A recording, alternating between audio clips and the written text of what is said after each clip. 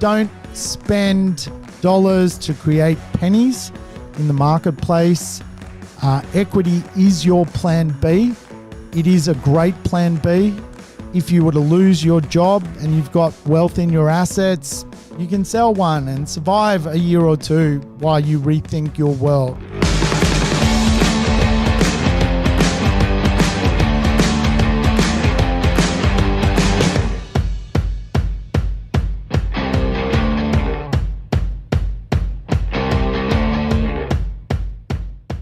Welcome to the Urban Property Investor. I'm your host, Sam Saggers, here to help you crack the code of real estate wealth. Today's show is a lesson.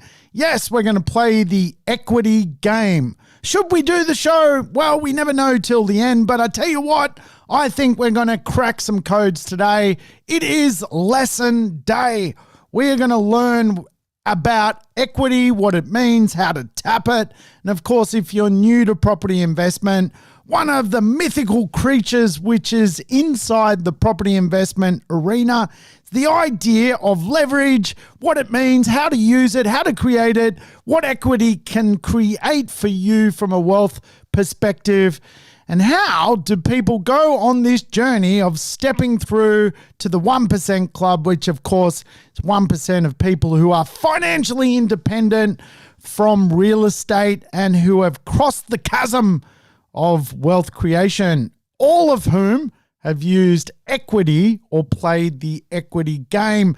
Yes, folks, today we are playing the Australian version of real estate Monopoly. And of course, if you've ever played the board game Monopoly, you probably understand becoming wealthy is about acquiring assets. Winning the game of Monopoly is about acquiring assets. To acquire assets, you need cash flow, and equity sometimes is better understood as a giant lump sum of cash, which can create cash flow in your life. So I'm pumped to deliver today's show. It is going to be a lesson. Of course, most of my shows are a lesson in one way, shape, or form. So feel free to flirt around, go and dance about, have a little love affair with some other episodes if you like. Now, I'll tell you what. When I created the show, I wanted it to be a program where I didn't have guests. I wanted to discover if we could do 100 plus episodes of property investment with basically content every single week coming to you. So if you're liking the content, I do have a big favor. Feel free to stop right now and put a little review in the review section of your iPhone or smartphone. If you're listening on Apple or Spotify, what it does, it helps me meet other people and it shares this information, which I do complimentary to help people understand what is going on when it comes to real estate. The show itself is doing really, really well. People love it. I get a lot of, feedback. I've even got a recent complaint about the show from Trevor. My old mate Trev in the Sunshine Coast has rightfully so pointed out the show and YouTube have different numberings. So on Spotify and Podbean or whatever it is, I don't know what episode we're up to. And then on YouTube, it's a different number. So we're going to fix that. So Trevor, this one is for you, buddy. Thank you for shouting out and pointing out that I am dysfunctional. I appreciate it. Of course, Trev also shouted out that he thought my episode around having the balls to retire was a good one because he, even in his industry, are just seeing people work way longer than they should with no real ambition to understand what retirement looks like. And I think today we're playing the equity game, but really, let's face it, we're all playing the retirement game, whether we're cognizant of that or not. And equity is just a way to reach retirement, perhaps reach it earlier than you have thought. And of course, equity, of course, can hinder or create speed for retirement. And today I want to explore what that means so we can dig into it. Of course, other rules with the show: play the show in double speed so you can go and listen to another episode. Refer a friend if you can. Bring some more people into the urban property investment arena. And you know what? Let's kick off the show. I think we're ready to talk real estate and extract what is going on out there. Now, the reality is 2020 and 2021 has been an incredible period for wealth creation. We have seen the wealth effect unfold, and that has really led to asset values increasing. And today, what that is going to mean is people have perhaps equity in their real estate for the first time ever. And depending on how long you've held real estate, you probably see some sprints with equity. It comes into your portfolio. It can leave your portfolio. Equity is actually air. And the fact that it is just a paper profit is sometimes something we need to really be cognizant of when we're analyzing wealth and how we use equity. Now, the real estate market is jumping all about. In fact, there are some reports really this last quarter that we've seen property values rise as much as $50,000 in the last 3 months. In fact, I've seen some crazy activity in the marketplace with basically people paying up to $300,000 over buying property sight unseen just to secure some assets in the marketplace. It's really interesting because we are in a high equity creation marketplace. Now, I want you to visualize something for me.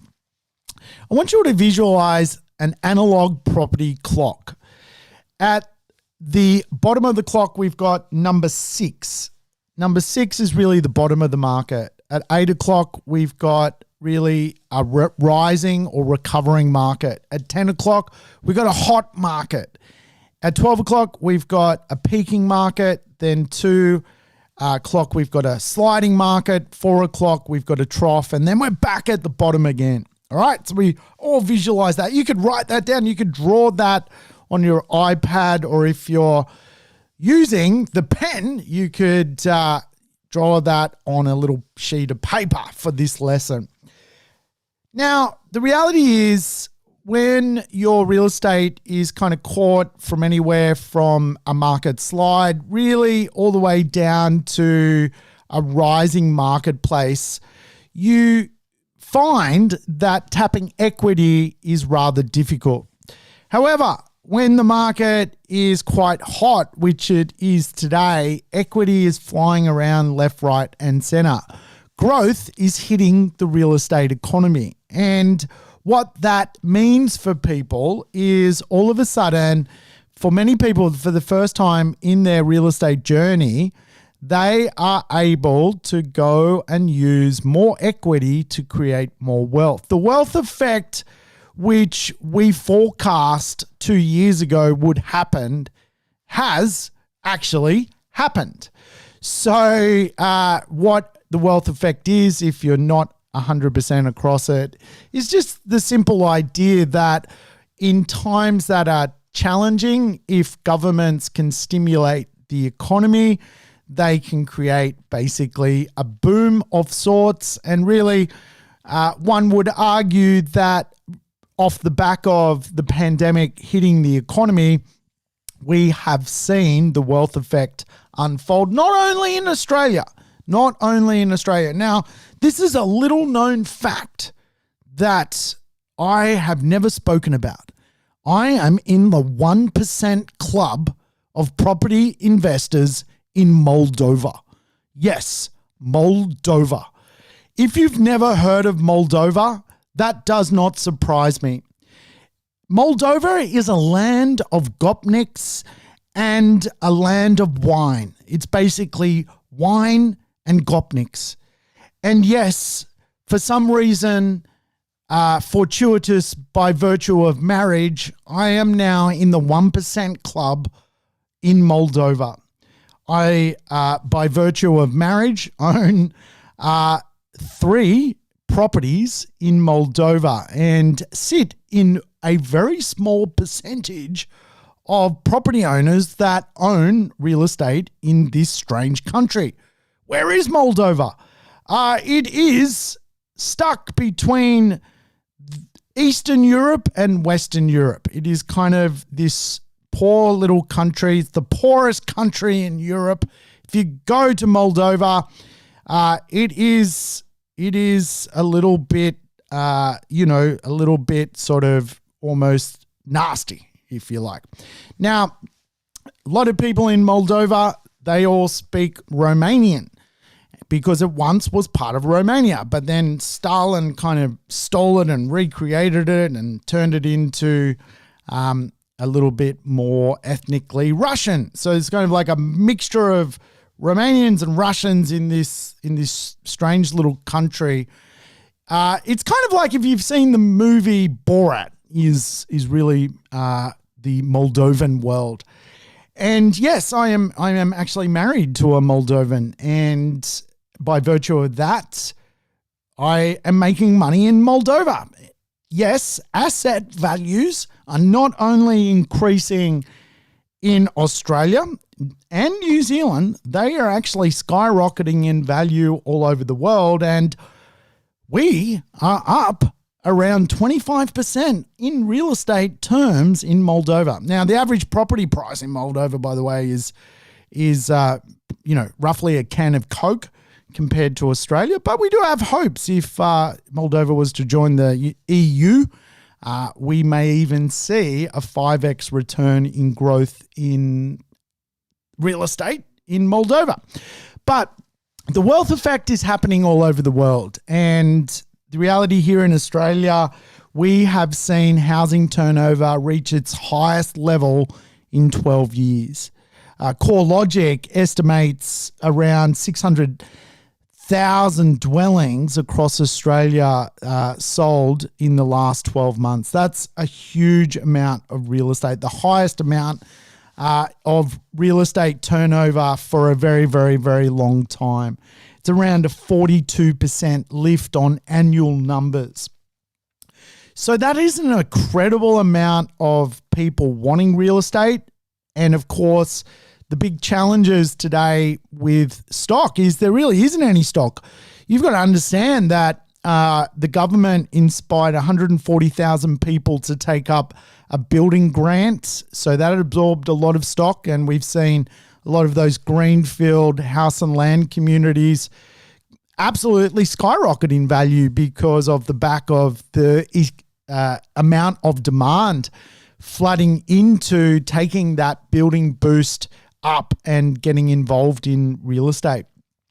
And of course, builders themselves are challenged at the moment with stock production, with things like lockdowns. Every time there's a lockdown, builders can simply not go from one job to the next. And so, of course, what this is doing is slowing down the production of stock across Australia.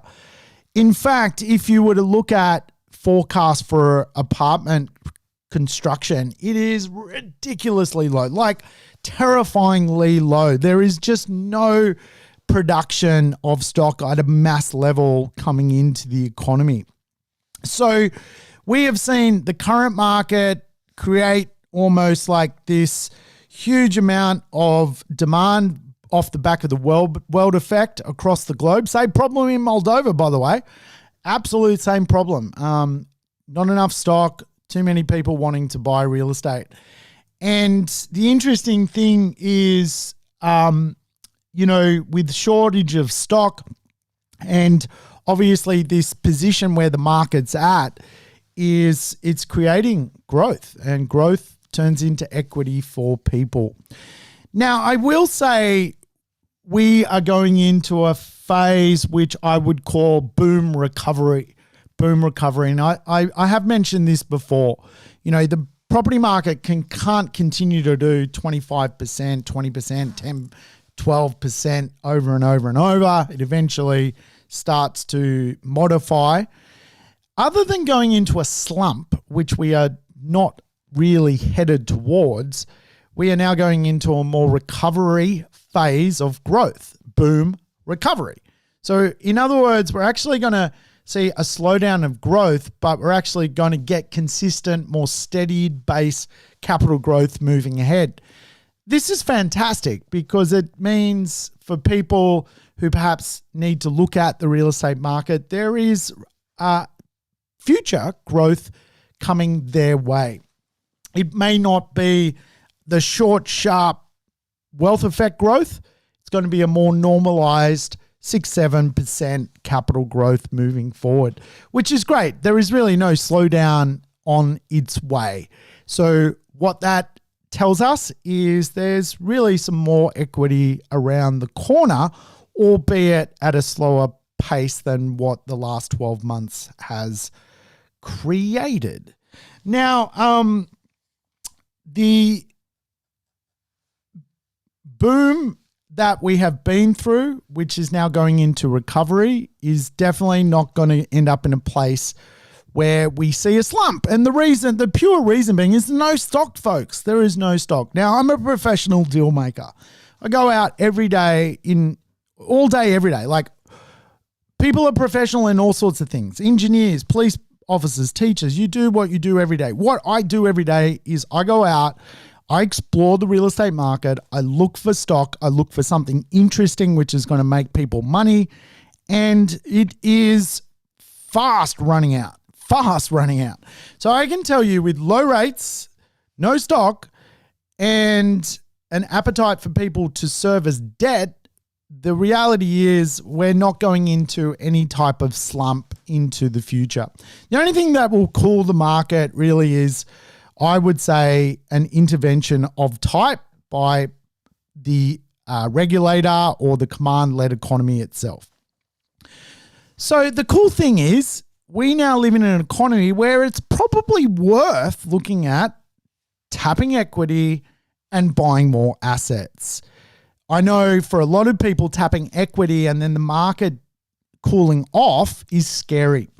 So tapping equity and going again is a bit of a financial calculation. It is a bit of mastery involved, and finance and equity and a good broker is really one of the best ways to make money out of real estate. Now, remember, the only reason we would tap equity is for more assets. Once upon a time, it was quite common in Australia to tap equity and go and buy a jet ski. That really is the worst thing you can possibly do. The reality is most banks and lenders today are quite, prudent around equity off the back of lending reframing through Royal Commission. People can't blow equity like they once could. And that is a good thing. So if you're going to tap equity, you generally need the ability to show a lender that you're actually going to do something with that. Take equity out of your home, put it into the share market. Take equity out of your home, buy real estate with it. That's generally the two things banks love. And the best way to understand equity and how to calculate it is a bit of a mathematical formula. And I'll just explain it. And look, if you've heard this many times, if you know all about equity, you've got to run with the back of the pack sometimes, right? So we're going to sort of teach anyone listening for the first time, how equity generally works. Let's say you've got a property, its market value is around $600,000. However, the debt on the asset is around $350,000. So your asset is worth $600,000, your debt is worth $350,000. You're in a really good financial position because you have a low debt to value ratio, right? And so all of a sudden, you have in the middle, which is the difference between the $600,000 and the $350,000, something there, wealth. Now, to calculate extracting that wealth, it is a bit of a formula. You need to allow for 80% because most banks are willing to fund real estate equity up to 80%. Sometimes you can get a little bit more through 90% lending and paying in mortgage insurance. But for today's lesson, I think we just keep it simple. We're going to work off 80%. So all of a sudden, the lender will look at your $600,000 asset and apply an 80% calculation, meaning they will be looking at $480,000. $480,000 is 80% of $600,000. Your debt, though, is $350,000. So all of a sudden, they've measured a buffer, an 80% LVR on your $600,000 property. That equals $480,000. Now we're minusing the debt, which is $350,000. And that, my friends, equals equity. In this example that I'm verbally explaining, you now have $130,000 left. 480 minus 350 equals 130. $130,000 in equity. Now, that can be moved into a performance asset. Let's assume that equity cost you 3% for easy math to borrow, and you put it into the ASX 200 or the stock exchange. You may get around 7 or 8% overall return on your investment. So you're borrowing at 3, you're hedging, you'll make 8 in the stock market, away you go. Of course, real estate works the same way. You take equity, 130, that may buy you around $500,000 worth of real estate. So all of a sudden, you can potentially, if you service, go out and buy another property. And of course, this is how it works. This is how people go from one property to the next property to the next property. And as long as servicing works and your job is fluid and you're making money and your mathematical formula of the assets you buy are not crippling, you should be able to add to your portfolio a couple of properties. Maybe get to the 1% club here in Australia. I tell you what, you could certainly get to the 1% club in Moldova. Probably using all of your equity, you could do the 1% club in an afternoon in Moldova. But obviously, we want to understand the effect of moving money to create more money. Now, obviously, the principle of using equity is also the principle of using leverage. So with real estate, it just means you're getting more market exposure. So your $130,000 in that example may get you $500,000 worth of market exposure, which then gets 10% capital growth for easy maths. That $500,000 is now grown by $50,000 because of the 10% growth. So all of a sudden, that's the purpose of this game. And of course, you've got to take into consideration your rents. You've got to take in consideration your income.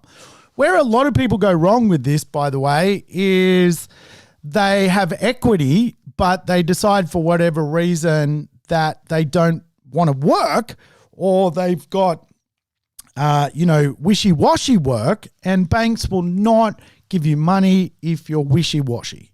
It just won't happen, right? So the best thing you can do to become wealthy is go to work. The best thing you can do is to get a pay rise. The best way to get more money, by the way, is to have a really skilled job and earn as much as you bloody well can.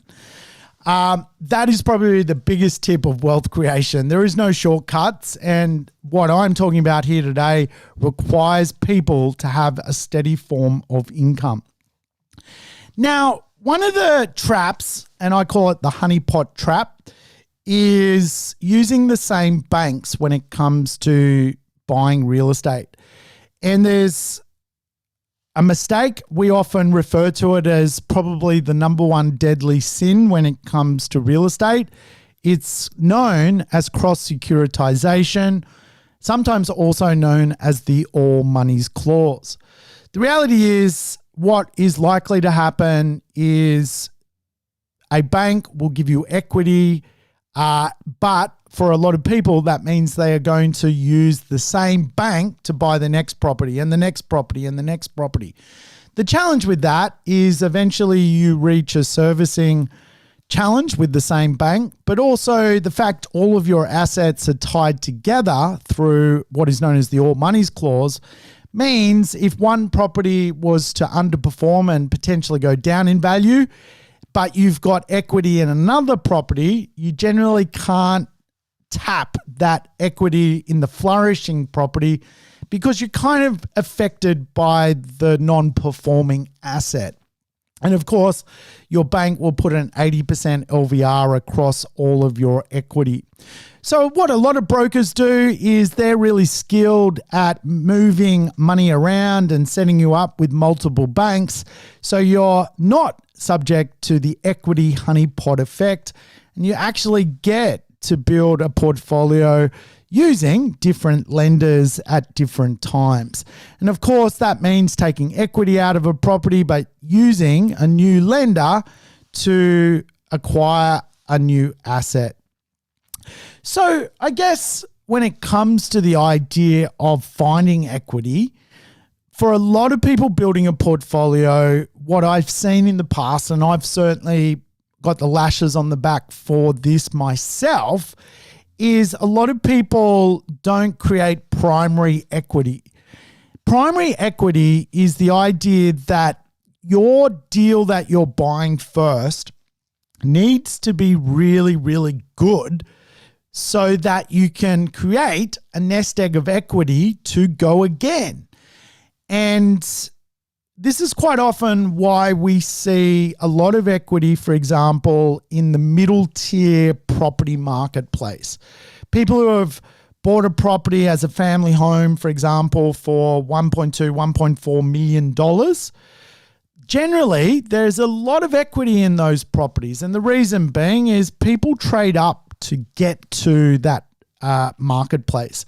Because people use a trade-in to buy those assets, they tend to get a lot more activity when it comes to primary growth. And as opposed to entry-level properties where people are using savings, trade-up marketplaces tend to be full of equity because there's just more money pouring into those marketplaces. So generally, a lot of people are successful tapping equity from a primary investment being their family home, which they bought in a nice sort of blue ribbon pocket of a city, which is full of equity. They get primary equity. But then their buying power drops and they generally have to enter into more of a grind equity marketplace. But that's okay. Getting assets out into the marketplace, which create cash flow eventually, is really what the game of property investment is about. We want to end up on passive income. Now, for a lot of people who are rent investors, they never get the opportunity to fundamentally buy a trade up, so to speak, because they're trying to get into the market, and trade up real estate is just more expensive, right? So for those people, really the first decision they need to make is generally a pretty important one. They need capital growth. What they do not need is cash flow. Now, there is sort of three mechanisms when we measure real estate. There's neutrally geared real estate, positively geared or positive cash flow real estate, and negative cash flow real estate or negatively geared. Now, obviously, in some contexts, some of the more negatively geared assets tend to be in highly prized locations. They just cost more, so the yield's lower. And generally, the more negatively geared properties are in these trade-up locations, which is a bit of a problem for property investors creating primary growth, because the other element of what we need is more or less the idea of getting some cash flow coming in to support the asset. So we're not forking out money out of our back pocket. On the other spectrum of that is positive cash flow real estate, where you're getting a high yield, but the odds of getting capital growth are fairly low. The reason you're getting a high yield on positive cash flow real estate, the real estate is cheap to begin with. It's been cheap for the last 30 years and it's going to be cheap for the next 30 years. The reason being is it usually is in a lower socioeconomic zone in an area which is not influenced by livability or, the idea of pie, population infrastructure economics. So I think the sweet spot for a primary investment is this sort of neutrally geared market at the moment. And that's where people who can spend and get themselves a property in what I refer to as an affordable yet livable pocket of a major metropolitan area, they're setting themselves up for equity. Now, that may take a couple of years to nourish and perform, but the primary investment is a critical one because equity creates more equity. Real estate gives birth to other properties. And if you rely on real estate, which is going to be unpredictable for growth, you're probably going to spend years just spinning your wheels. And I've certainly been there. I spent, 7 years of my economic life buying cash flow properties to replace my income and had to change tact because I was soon realizing that I couldn't support buying more assets or paying off debt quickly because of this missing component to it all, equity. So those cash flow properties, I was buying them for like $100,000. You just needed to come up with, 15, 20 grand and you were away. You didn't need a lot of money, but the wealth effect was not hitting those property investments. They weren't going from, 700,000 to 1.8 million. So we got to understand this thing called equity. We want to be able to service it. We want to be able to use it. It gives birth to other properties. And if we really wanted to, and in those examples of positive cash flow real estate, it's really easy now that you've got equity when you get to a point of equity to go back and buy cash flow, to go back and create equity arbitrage, which I'll talk about a little bit later. So we want predictive growth. Can we go out and predict capital growth? Impossible. Not one person on this planet can do it. If they could, I can tell you they would be a genius. They would win the Nobel Peace Prize. But you can be predictive about growth. What do I mean by that? Well, with primary investments, capital growth investments, you can be absolutely predictive. Predictive is buying in a city close to the beach. Predictive is buying in a cool suburb with lots of cafes. That's predictive. Buying real estate and, being next to an urban forest. Predictive. Buying a very walkable suburb. Predictive. Predictive things create growth. Can people predict growth? No, but we can make pretty smart decisions, in my view, that growth is likely to happen. And I use a combination of economics and behavioral economics to be predictive around growth.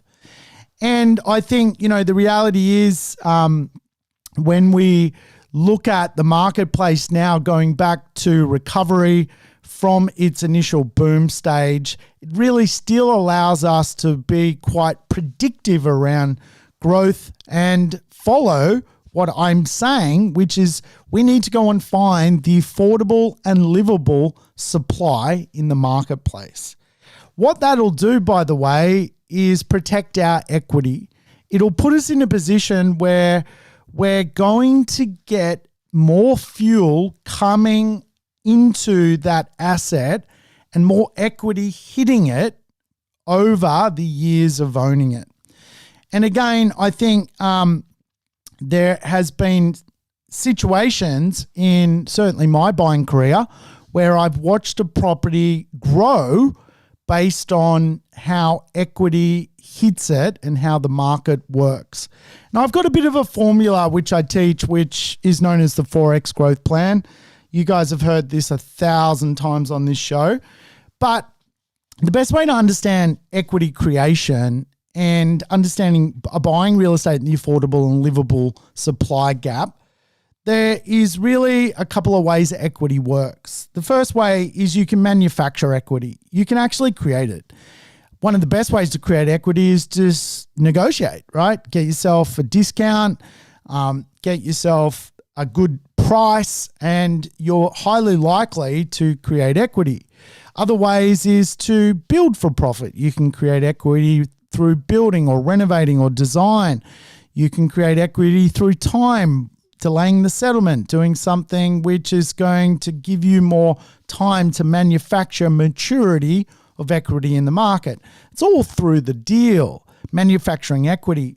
But manufacturing equity is, in my view, sometimes fool's gold, because a lot of people will buy a discount deal trying to manufacturing equity or get a good price in a terrible location. Of course, that equity may work for a little bit, but has no tailwind. So we want a tailwind effect of equity. The second way to think about equity is more niche, location growth. Locations are certainly hot topics in the real estate market at the moment. Real estate growth is broad, but the rate of growth is going to be around the location your real estate is at. Will it grow at 2% or 6%? Location growth. Then you've got the market growth, which obviously we're feeling a lot of that at the moment. And then we've got behavioral growth, which is the idea that all of a sudden, if we are connected to a predictor, something like a beach or an urban forest or a beautiful parkland or a green suburb, the probability of that marketplace getting growth into the future absolutely makes a lot of sense. So again, this 4X growth plan, which I've been teaching for a long time, makes people money. And sometimes people come into the growth plan doing a deal. Some people come into the growth plan because the market's hot, which it is now. But the point is, you've got to have a tailwind of this thing moving around. You cannot just buy it and then you're sitting in a frosty place where really there's no behavioral logic around owning that asset. The location's poor, doesn't really make a lot of sense to people. And you're really just reliant then on market factors. The reality is, let me ask you this, can you control the market? You cannot control the market. You don't know what's going to happen next week when it comes to the real estate marketplace. No one can control the market. Really, the only things we can control is our predictive range around growth, the predictors, location. People will often ask me about real estate, and one of the first rules I'll teach them is you can do what you want to real estate. You can renovate it, transform it. One thing you can't do is change its proximity, change its location. So, the reality is we need to think about what we're doing when it comes to creating equity. Equity creation is a big, big, big driver of wealth creation. And again, I see a lot of people today really falling into another honey trap, the negative equity honey trap, and I've been here too. I have the lashes on the back. Like if you looked at my back, I would be like, a convict that came to Australia in 1788. Like I've been whipped that many times from making so many mistakes myself in the real estate marketplace. I'm just one of those people that, I can pick myself up and go again.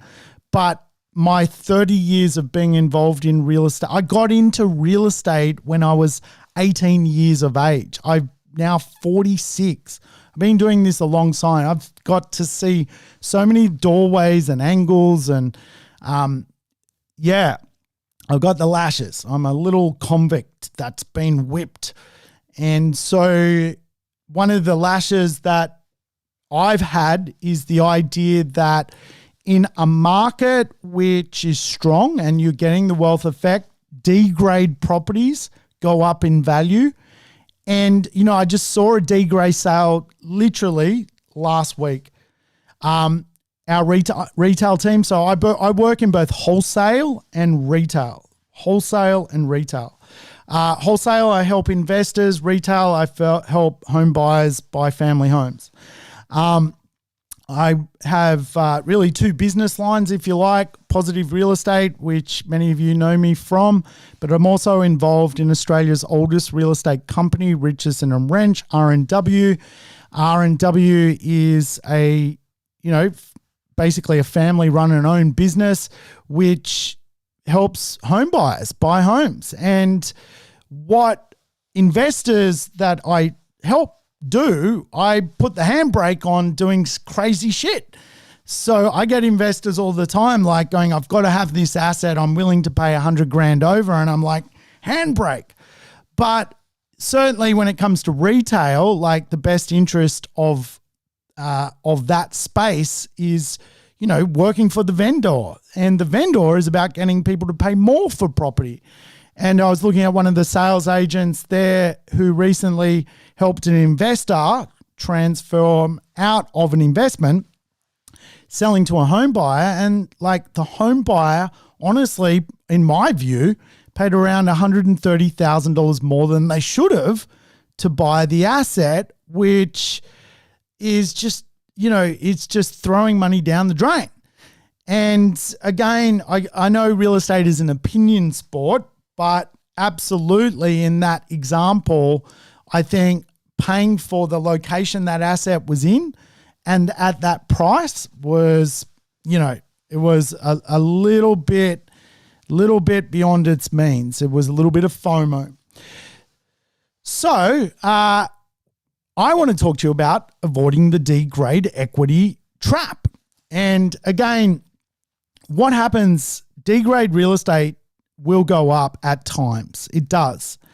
And for many property investors, if they choose to buy that D-grade real estate and they get that growth, they're now in a position where they feel like they've won, but actually, because of the tailwind effect of not having a 4x growth plan, what happens is they tap the equity. In other words, they pull money out of the asset, but then the asset that they pull money out of goes down in value to the point where they now can't sell the real estate. They're trapped in the real estate and they've got this equity effect where they're now negative equity. And being negative equity is not a fun place to be, particularly if you scratch your head and go, you know what, this actually is a pretty D-grade property. I can't see myself getting out of this. And what happens is, even though you've potentially acquired another asset, you're basically stuck with this D-grade thing that potentially you're going to have to hold on for 20, 30 years, which may not even grow. It may have served a purpose of getting you another asset, but now you're basically got a D-grade asset which is doing very, very little for your portfolio. So again, I've been here, done that, got the lashes on the back. I've tapped equity out of a property that's then gone backwards. Then I've looked at it and gone, you know what? How am I going to restructure to get out of this deal? The better mode, of course, is tailwind effect real estate, which grows using my 4X growth plan. So, of course, what that actually means is you will get different chunks of growth. And, I'll explain a deal where I'm up $1 million, right? So I buy the property for circa $800,000. At the time, I got a discount. I bought it off a liquidator. I actually bought it off Grant Thornton, an accountancy firm who had the asset mortgagee in possession. When I bought it, the suggested value of the asset was more like $1 million. So I got a discount. Even though I couldn't recycle equity on that $1 million discount, on that $1 million price range because I was driving the price down. I was setting a new benchmark of prices going down, not prices going up. When you drive a price down, it's very difficult to then go back and go, well, give me equity. So anyway, I bought well. I did the first part of the Forex growth plan. Second part of the growth plan, though, I didn't just buy well in a dump of a place. I bought really, really well in an urban forest precinct, basically an eco reserve right next to a beach in Sydney. Okay, so location, you think that sounds like a good location? I think it does, on the northern beaches of Sydney. Basically how Sydney works. People will pay a lot of money to live in the eastern suburbs, northern beaches, or, around that sort of inner west CBD. They're kind of like the, location growth hotspots. There's others, there's plenty of others, but just for purpose of today, that makes a lot of sense, right? So even though I bought the property for $800, I got a discount, I know I was buying well. The first growth I got from that asset was location growth. All of a sudden that location started to work. And so my first section of growth, zero growth in the market, by the way, zero growth in the marketplace, was I got about 30% growth from the location. The location started to be very, very popular. Then over and above that, I started to get behavioral growth. People started to think a little bit green, think about, well, I do want to be near an urban forest. Oh, an eco thing would be pretty cool. Living amongst the trees, what a beautiful thing. So then I got more growth, another 15% growth.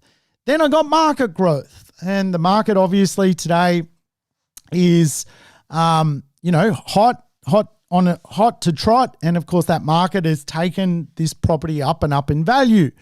Then I looked at the asset and go, well, how can I improve the value? And I've done a few renovations. I've knocked out, glass windows, and I've created bifold doors. I've put a big decking on the backyard. I've put some cool funky wallpaper up. I've created a little bit more storage. I've done basic stuff, but it's created value on what I own, Forex growth plan.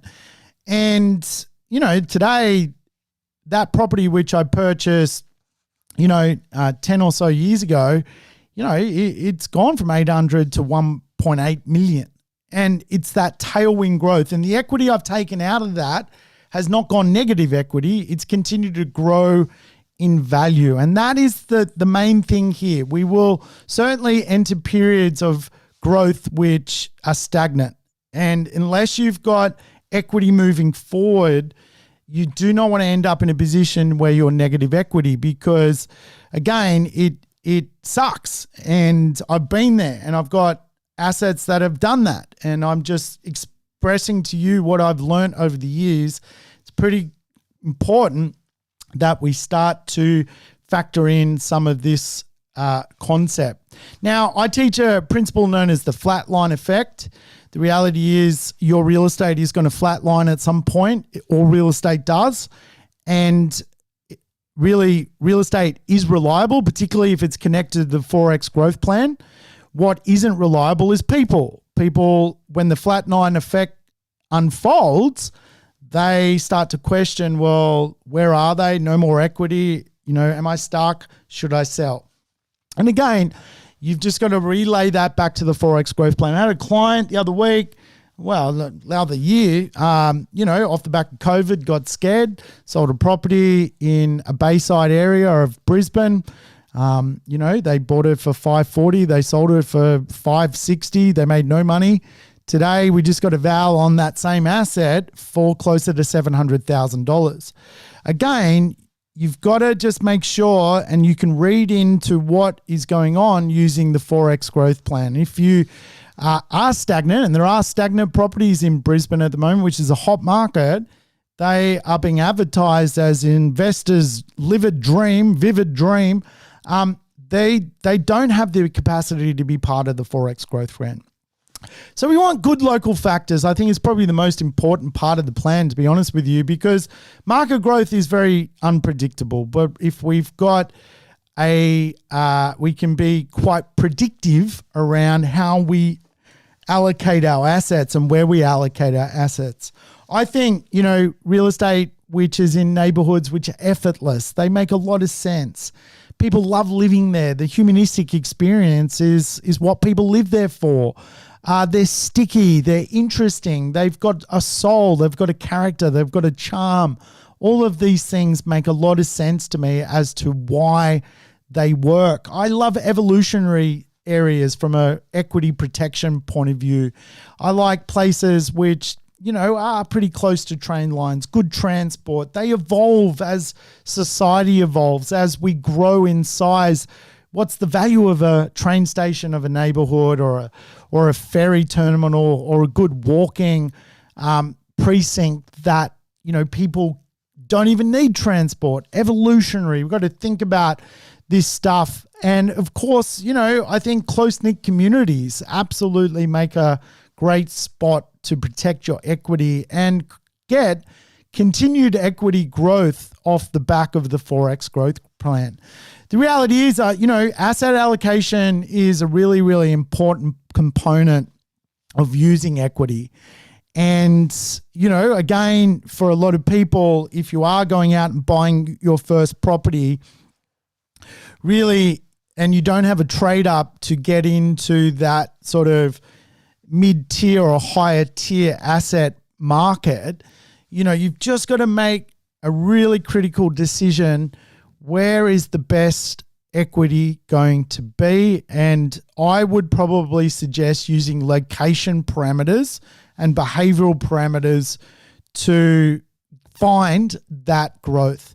The market at the moment is doing a lot of the work, a lot of the heavy lifting, but it will certainly disappear. And then you just don't want to be stuck in a place where, it's going to stagnate for a very, very long time. Remember, if the market's doing 0% capital growth and your real estate is popular, that is really the ultimate test of owning real estate. The reality is, I think right now people are questioning the idea of time in the market versus timing. Like, right now, does it feel like bad timing coming into the market? I've spoken to a lot of people. A lot of people are like, well, it's gone up and will it come down? And I just don't think that bubble's going to burst anytime soon. The reality is, with $1 trillion worth of more money flourishing around the real estate market, it's probably set a new benchmark as to where we're going to be. It will definitely at some point, deviate and dance about as markets do. But again, are we paying the timing strategy? We are trying to make a quick buck out of this market, or are we actually going, I want a good deal today, which is going to get continuous long-term tailwind growth. When the market's doing 0%, I'm still owning an asset which is ultimately very, very popular. I think the reality is, when you do create equity out of assets, you will go into a little bit of a concept known as capital gains lock, where you basically, if you tap the equity and you think about, well, if you're going to sell, you're up for capital gains. You, at the end of the day, on reflection on what that actually looks like in the mirror, it's good properties, good location, proximity, all these type of things are fairly important and really important. So I think the reality is, don't spend dollars to create pennies in the marketplace. Equity is your plan B. It is a great plan B. If you were to lose your job and you've got wealth in your assets, you can sell one and survive a year or two while you rethink your world. The reality is, when interest rates change, if they do, which is a long way away, by the way, you want to be owning assets in the right marketplace. And of course, for many people, what has happened in recent years is off the back of, lending constraints. A lot of people can't buy 6, 7, 8 properties.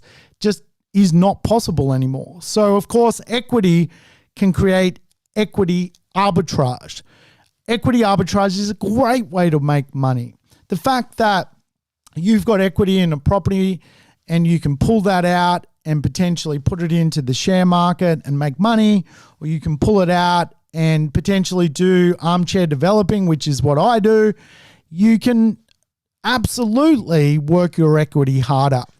And I'm a property guy, so, it's no wonder I talk about sort of the property trifecta.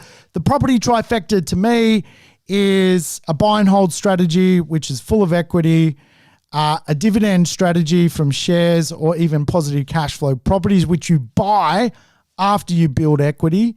And the third part of it is basically speculation assets. And for me, I team up with a lot of my clients and we go and buy real estate together because many hands make light work. What does that ultimately mean? Well, for some people who are sophisticated investors, they are capable of, for example, using $300,000 worth of equity, which they borrow at 3% over, say, 2 years. That's $18,000 to use or borrow that equity. They then invest in a development which produces 20% over that same period, which is $60,000, right? So they end up with a $42,000 profit, gross profit, off the back of equity arbitrage. So again, the more sophisticated you end up as a property investor, some of the more cool things you can do with equity, which allows you not to even own real estate, but control real estate. And today, that's a very popular mechanic that a lot of people need the income. They don't need more real estate. Sometimes I meet clients and I'm like, you don't need any more real estate. Please do not buy any more real estate. You are highly leveraged. You've got enough assets to retirement. What do you want more for? And the reality is, I think, understanding your target and setting sail as to where you want to go is critical to this thing called wealth creation. But equity is our mate and we need to look after it properly. Look after equity like it's your best friend because it is the seed for all investment. Hey, thanks for tuning in to the Urban Property Investor. If you like the show today, tell you what, do me a favor, give me a plug. Give me a 5-star review if you don't mind. And the reviews obviously help me just reach out to other people and maybe they will like the show as well. Maybe they'll leave me a complaint like Trevor, which was a good complaint. So thank you for tuning in today. All the best with the rest of your week. Thanks for tuning in to the Urban Property Investor. To never miss an episode, make sure you subscribe to the podcast on your favorite app or on YouTube. And I would love it if you could give the show a rating and share it with your friends and family. In between episodes, you can always keep in touch with me by connecting on social media over Facebook, Instagram, or LinkedIn. Until we meet again on the next episode of the Urban Property Investor, take care and bye for now.